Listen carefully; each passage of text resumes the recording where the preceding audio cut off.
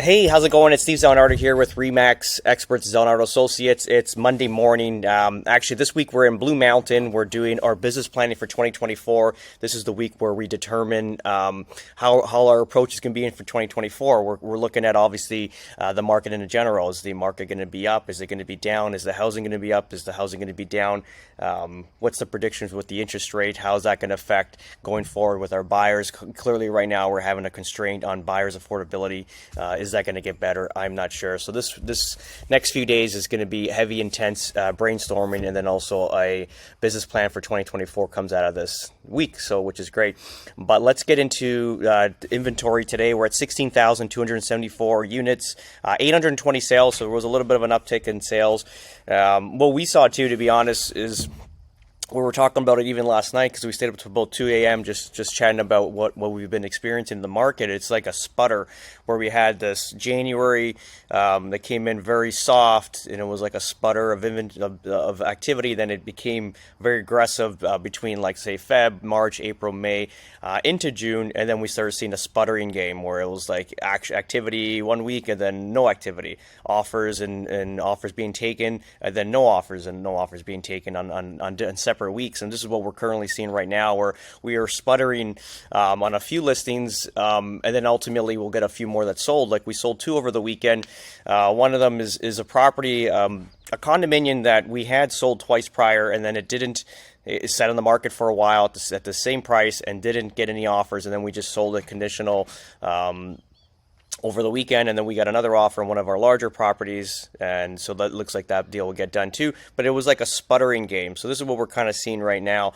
What I did too is I want to go into the absorption rate. I think this is very important going forward, especially when you're listing houses in different community. And I just highlighted 3 communities. I didn't go into, let's say,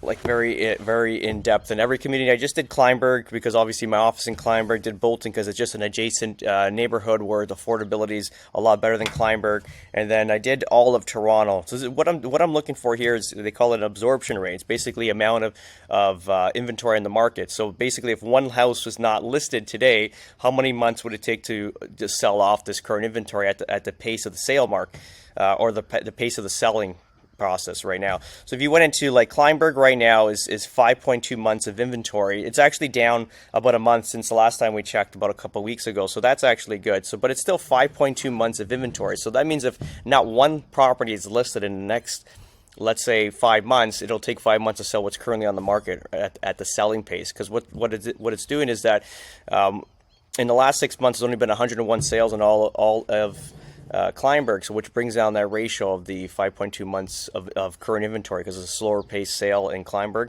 Bolton is 2.37 months in inventory, which is still pretty decent.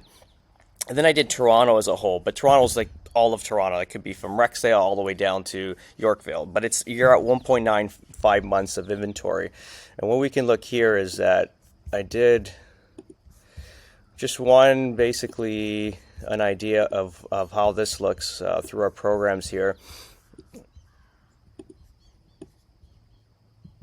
So this is Vaughan. Again, Vaughan, all of Vaughan. So it's not like it's directly like Kleinburg, but this is all of Vaughan itself. But if you kind of look back in March, we had 1.5 months of inventory. So you kind of see why these months are really hot. If we went back to, let's say, February, 1.9 months.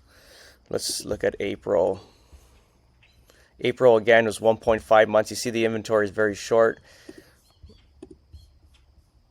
May was 1.3 months. So again, very, very, very aggressive with lack of inventory. Then we started building up. See what I was talking about, June, how the sputtering started happening.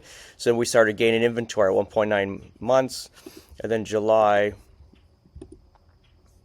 we're at 3 months. So you kind of see what I've been talking about. What I've been feeling is basically right here in the amount of inventory that's coming on and off the market. So that's kind of give you an idea of the absorption rate going on. This is important going forward. We're going to be very, very strong in those numbers too, because it's going to give our clients an idea of when they're going to sell.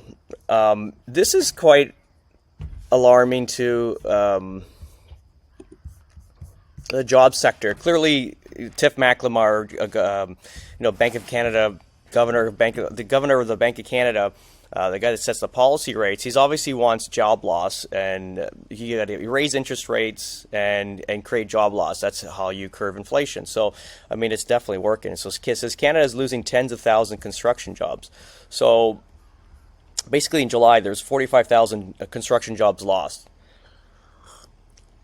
And to be honest, construction is a very, very good industry for consumers because they're high-paying jobs. These are the guys that are buying cars, buying houses, guys and girls buying houses, buying cars, moving around money around in the market.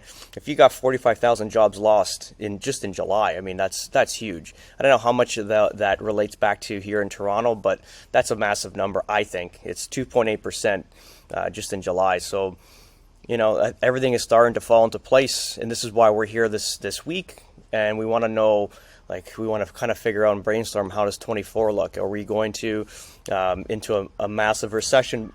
Is basically what I was predicted in what I was predicting in 2023. Is that going to happen now in 2024? Because we had that blip where I sold off a lot of my properties in 22, then 23 we're kind of riding that wave. So is 24 going to be something similar? That's pretty much it, guys. If you have any questions, always give us a call. That's pretty much it. Have a great day.